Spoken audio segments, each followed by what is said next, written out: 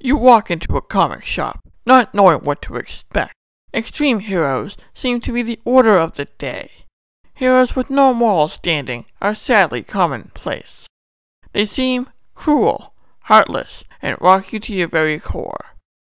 And as you move down the aisles, you see a bright light amidst the degradation of a time-honored institution. You begin to see heroes who, despite their faults, are carefully crafted to be the humans the every man could look up to and aspire to be like. These strange heroes come in all sorts of colors, walks of life, and abilities. They dazzle the imagination with their acts of daring do, despite having character flaws. And you come to realize that these heroes are just like yourself. You'll find such things to be possible in the Marvel Zone. And this is just a pen.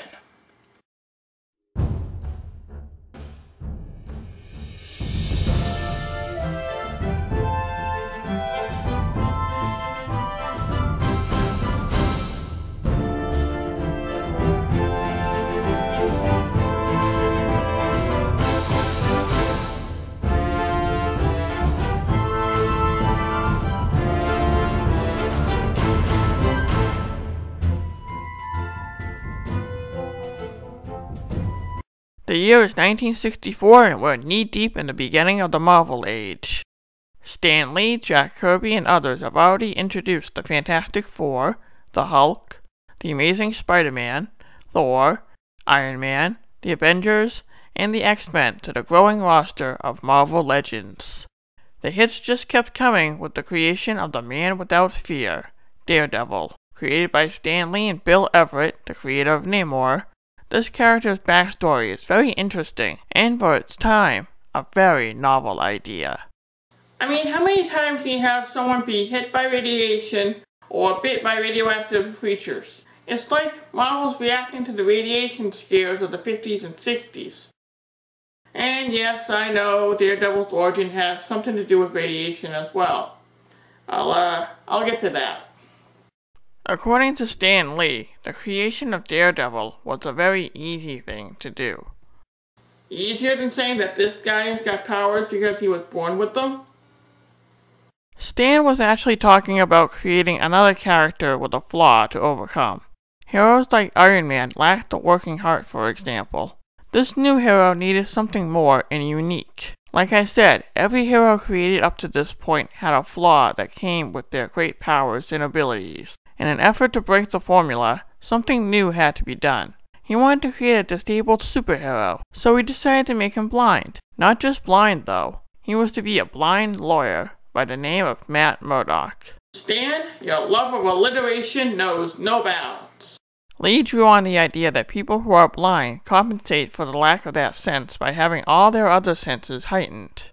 In Daredevil's case, these senses would be heightened to a superhuman degree thanks to radioactive waste.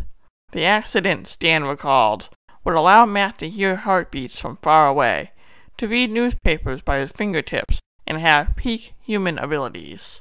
The weakness, Lee felt, would end up being more colorful and more unusual than the power itself. Inspired by stories about a blind detective named Duncan MacLean, Lee thought about how much of a triumph it would be to have a blind man be a superhero. Of course, he knew it had to be believable and done with the utmost care. He was still determined to make it work, and called on classic Marvel artist Bill Everett to help make with the Marvel magic by bringing him back to the offices as a full-timer, since he had always wanted to find something that he could sink his teeth into. The basic idea for Daredevil was discussed, and a partnership was formed. While Jack Kirby provided the initial design input for Daredevil, and designed his famous cane that turned into a billy club — I totally want one of those, by the way — the drawing chores fell on Everett, who supposedly took Kirby's design and retooled the costume into a weird combination of black, red, and yellow. Wally Wood, the Daredevil cover artist, would change the yellow eyesore into the classic red costume by the 7th issue, and his costume would never change again. Ever. I'm serious. He's still in the red costume to this day.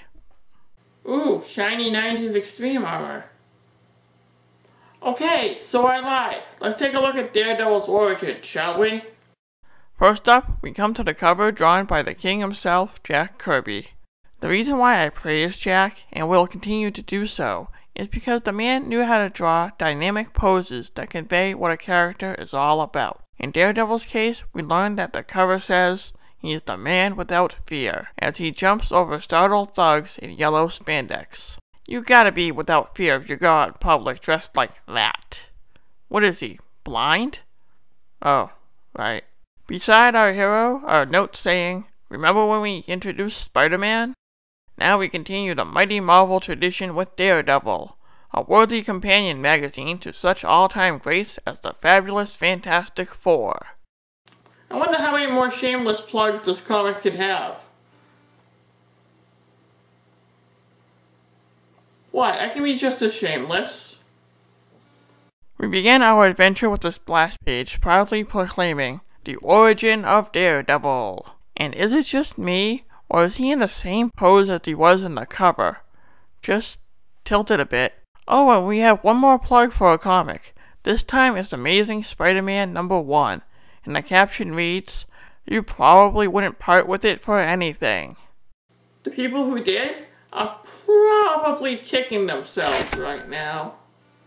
The story opens at Fogwell's Gym, a seedy gym on New York's Lower West Side across the street from where a Starbucks will be sometime in the future. Inside, a group of men play poker, and one guy is nervous because the fixer may show up. This isn't Holy Terror, is it? Apparently the fixer is the mob boss the men are all afraid of. They decide to call it a night when a creaky door opens and a shadowy figure looms in the darkness. The gang gets ready to confront the stranger when he steps out of the shadows wearing that yellow costume. And these guys are making my job easier with these comments of theirs. The mobsters attempt to rush Daredevil, and one by one they start getting their butts handed to them by a guy who's making Spidey-style jokes. The Daredevil I read didn't make this many jokes. I'll explain later. One mobster reaches for a gun, and Dee Dee tosses a billy club at the man. Another guy tries to tackle our hero, and misses. Can nothing stop Daredevil? Looks like it as he swings at the thugs again, and gives them all a sound thrashing. Not bad for a first day out, Murdoch. Defeated, the mobsters want to know who he is, and another says he must fight like that using mirrors. Yeah, I'm sure that's how fighting works. Have you ever considered the possibility that you just might suck at this whole thug thing? Daredevil proclaims that he will find the fixer, and tells the thugs to just call him Batman. Daredevil. Oh look, we got ourselves a flashback. Let's see if we can get some answers.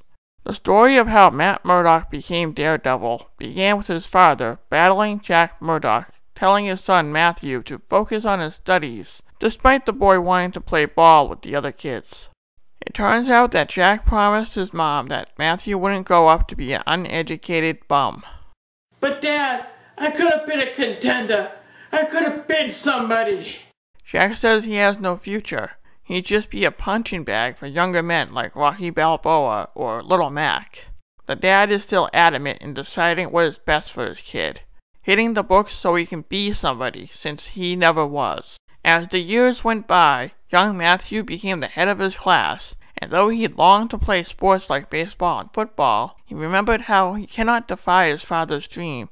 In response to his studious habits, the kids in the neighborhood insulted him and called him names like Daredevil? How is Daredevil an insult? Inner city kids of the 1960s need to come up with better insults like Matt decides to get even with the other kids, and quickly decides against it. Instead, Matt believes training with his father's old equipment would be the logical course of action, just to stay in shape, of course. So while his father is out of town, Matt works on his mind and body.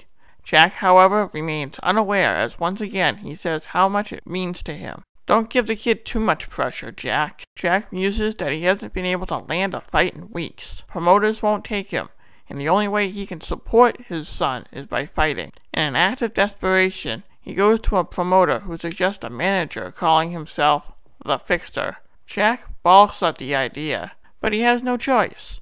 He has to fight for his son. In a shady back room, Jack meets with the squinty-eyed mobster stereotype and has him sign a contract. Of course, Jack is elated to be able to send Matt to college. He goes to see Matt and finds he isn't home. While returning from the library, Matt sees a blind man attempting to cross the street. He offers a hand, but the man doesn't hear him, and a truck comes barreling down the road. The truck is carrying radioactive waste, and the guy behind the wheel says he can't stop. Without hesitation, Matt Murdock hurls himself towards the impending disaster and pushes the old man out of the way. Tragically, a cylinder from that truck hits his face, leaking material onto him, and falls into the sewers. I'm sure nothing bad was in that cylinder. Teenage Mutant Ninja Turtles, heroes in a half shell, total power. At the hospital, his father wishes he had been there to save the day instead. The accident sadly took Matt's sight. Matt vows to keep studying using books written in Braille. However, he does more than just continue to study, as he trains hard and finds that all of his senses have been enhanced. The young boy, now filled with more confidence, graduates school and finds out just how sensitive his senses are. He could hear a heartbeat from far away, smell anything that may be toxic. His fingers are super sensitive, and his taste buds can tell just how many grains of salt are on a pretzel. And this doesn't somehow overwhelm him? I guess that training really paid off. The most important ability Matt found is the radar sense that works like echolocation. While Matthew is testing his senses, though, Jack's life is about to take a dark turn. It turns out that all the fights he had were setups, since the Fixer paid his opponents to take a dive. Looks like something's wrong in the world of gentlemen's fisticuffs. At school, a classmate of Matt's named Foggy rushes up to him and tells him about a fight his father is going to be in. The next night, Jack is in the ring, and instead of taking a fall as promised, he decides to make his son proud by fighting on and vowing not to fail him. The winner is Murdock, and Matt says to his dad, "You proved that nothing's impossible if a man has the courage. The only people not happy are the Fixer and his goons." Uh-oh, I sensed the classic Marvel tragedy coming. Jack leaves the gym when he is ambushed by a hail of gunfire. He now joins Uncle Ben in heaven. Matt is upset, and Foggy offers to help him out by making him a partner at the law firm. There, he meets his future love interest, Karen Page, and says that he won't be able to concentrate on work until whoever murdered his dad is brought to justice. Then he remembered the promise he made to his father.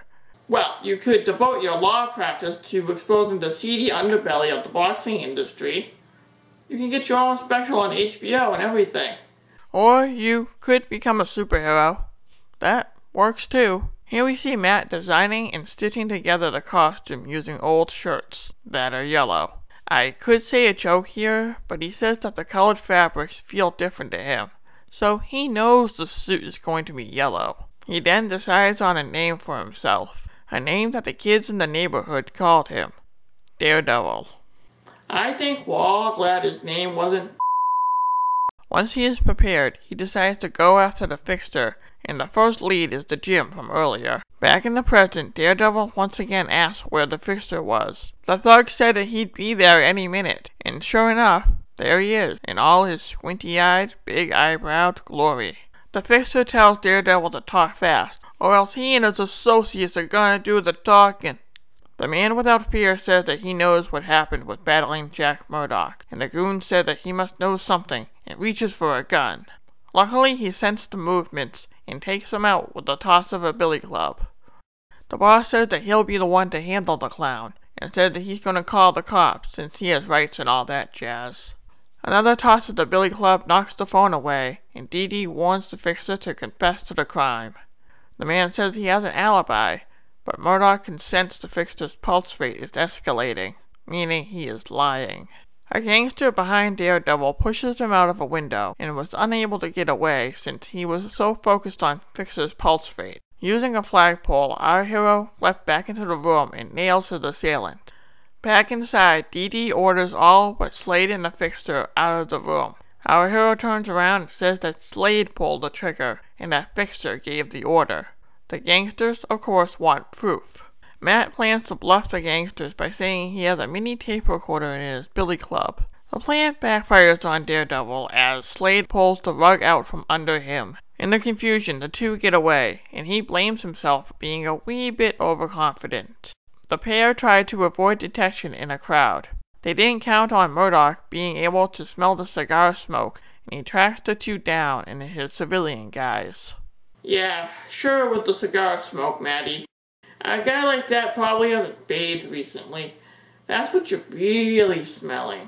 Slade and Fixer believe the coast is clear as there's only some blind guy following them. The men see the blind guy rush past them at the subway, and as they enter, they are greeted by a yellow-clad hero. Dee Dee sets his sights on Slade and knocks him out with a billy club, as Fixer seemingly gets away. One thug is down for the count, and Dee Dee comes up with an idea on how to catch up with the other guy. Dee Dee rolls on a barrel after the Fixer. The Fixer gasps for breath, collapses, and presumably has a heart attack. Sure enough, it was a heart attack, as cops arrive to see Dee Dee checking him for a pulse. Daredevil urges the cops to follow him to where Slade was, and it doesn't take that long to find him. He uses another bluff and says that the Fixer told him everything, and that he is Murdoch's murderer. Slade confesses, and Matt asks if the cops heard enough, and they ask just who that masked man was. Matt replies, "The name is Daredevil. Remember it. You'll be hearing it again." Afterward, Matt returns to his law office, and Kara tells him that Slade has hired their law firm to defend him on murder charges. Oh, irony. At least Foggy says that they denied his case, since the police are convinced that he's guilty. Matt says he doesn't mind not taking the case, and hopes that wherever his father is, he is resting easier now. I was kind of hoping that this comic would end with Stan saying, "Justice is blind," or something like that.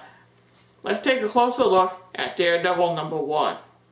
Right off the bat, I can tell you that Daredevil isn't one of my favorite Marvel characters. Don't get me wrong, I like him well enough, and it's great to have a disabled superhero run around. I've just never been one to follow his adventures for long stretches of time because the art for the story made it really hard to read sometimes. Some artists use paint styles, and it just doesn't really work well in comic form, unless your name is Alex Ross. That's because Alex Ross is a genius. Look how pretty it is.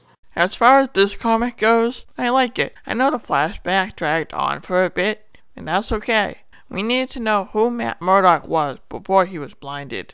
We find out that he's the son of a boxer who wanted a better life for his son. Granted, Jack may have been a bit pushy by today's standards. I don't think you can blame him. Jack wanted to do right by his son, and he seems to be a better dad than the other dads in the Marvel Universe. You guys are still not off the hook with me. Jack is still a decent guy, and I feel like we got to know him a little better than, dare I say it, Uncle Ben from Spidey's origin story. It's like Stan figured he needed to have more pathos and depth to the character. Daredevil's supporting cast, Foggy Nelson and Karen Page, had an interesting scene that I didn't include in the actual summary, since it kinda split the story in two. In the scene, we see Foggy tell Karen not to be fooled by Matt's blindness. He's still capable of doing the things anyone else can. Karen replies that she just thought he was incapable since it seemed like he needed someone to look after him. Looks like somebody has a crush. It's good that we had this scene in here because it shows the support Murdoch has. Matt may be blind, but he still has friends and will function like anyone else. It's a very important lesson to learn, and I'm glad that Stan had it in here, even if it broke the action a little bit. Matt himself comes off as a wisecracking hero a la Spider-Man, like I said earlier. That changed drastically in the years since this book was published. Over time, the book took on a film noir feel that set it apart from the rest of Marvel's pantheon of heroes, who, by the way, do not treat Murdoch any different, and that's the kind of image you want your disabled hero to have. You want to say it's okay to be different, and that struck a chord with readers regardless of who they were. A blind lawyer by day and a vigilante by night is a very interesting concept. That's why he's probably one of the more popular B-list heroes not on the superhero team. Oh, wait, he joined the Avengers recently. That's cool. It's also a long time coming since he had a partnership with the likes of Black Widow in the 70s, and thus had some espionage-driven tales that helped to revitalize the series for a time, since sales kind of waned a bit. Alas, another big change was on the horizon.